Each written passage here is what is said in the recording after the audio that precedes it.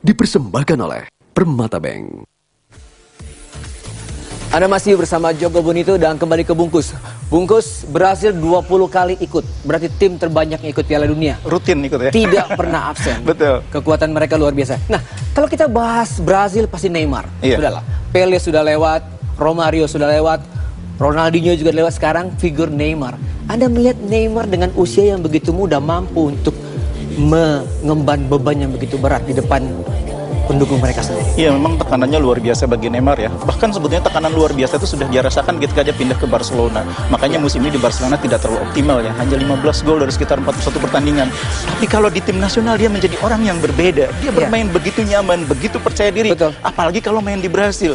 Makanya saya pikir di antara generasi mudanya Brasil sekarang, dia yang paling luar biasa. 31 gol dari 49 pertandingan dan hampir di setiap pertandingan dia bisa bikin gol-gol penting. Kekuatan Brazil adalah bola-bola mati. Salah satunya. Kroasia juga memang memiliki talenta untuk bola-bola mati. Luka Modric itu jagonya. Betul. Neymar juga jago. Betul. Coba kita lihat pemirsa bagaimana gol yang dilakukan oleh Neymar dari bola mati.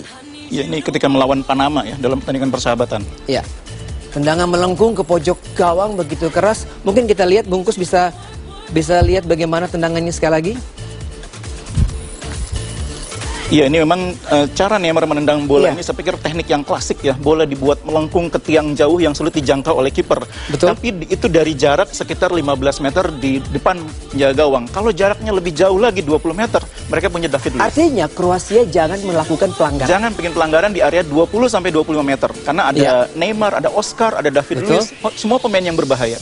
Sekarang kita melihat bagaimana skema tim dari Brazil dan Bungkus. Bungkus, Anda bisa menilai bagaimana kekuatan, bagaimana dengan pola 4-2-3-1 yang juga sama dengan Kroasia? Iya, kalau dari sisi materi pemainnya, kita bisa melihat bahwa Brasil mungkin kelemahannya seperti yang saya bilang tadi ada di sini ya. Ini bukan pemain yang cukup produktif ya untuk menjadi mesin gol. Tapi dia akan menjadi target serangan Brasil di sini. Karena itu kunci permainan Brasil nantinya harus ditentukan oleh pemain-pemain yang bermain di belakangnya. Terutama Hulk yang bermain di kanan.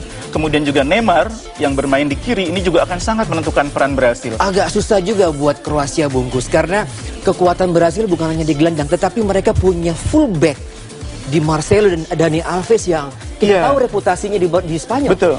Jadi nanti yang akan menentukan permainan Brasil adalah sejauh mana support yang diberikan oleh Dani Alves juga Marcelo ya. Saya nggak yakin.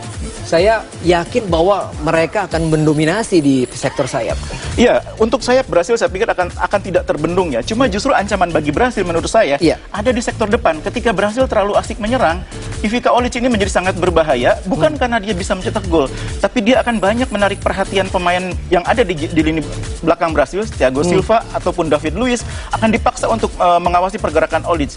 Pada saat Olic diawasi oleh dua pemain ini, yang berbahaya justru pemain di sekitar dia. Terutama Rakitic yang saya bilang tadi punya kemampuan mencetak gol dari jarak jauh. Melakukan shooting jarak jauh. Dan Rakitic bukan hanya seorang pencetak gol yang bagus, dia seorang pemberi umpan yang luar biasa. True pass-nya seringkali menjadi makanan empuk bagi striker.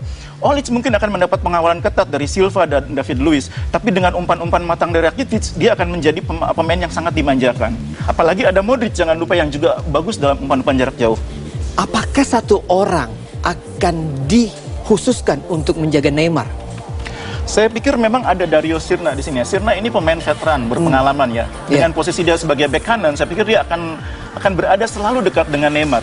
Dia selama ini dikorbankan untuk menjaga Neymar. Iya, dia juga tidak terlalu atraktif dalam hal melakukan overlap ya. Karena itu saya pikir Neymar akan banyak berhadapan dengan Dario Sirna. Dalam keadaan Neymar dikawal oleh Sirna, di sini Marcelo saya pikir perannya akan cukup menentukan. Bisakah dia mensupport pergerakan Neymar?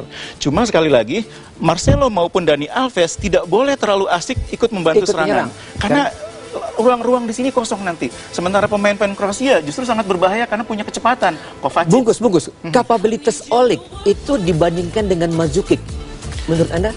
Memang dari segi kemampuan, pergerakan, kemudian juga produktivitas, Mandzukic di atas Olic.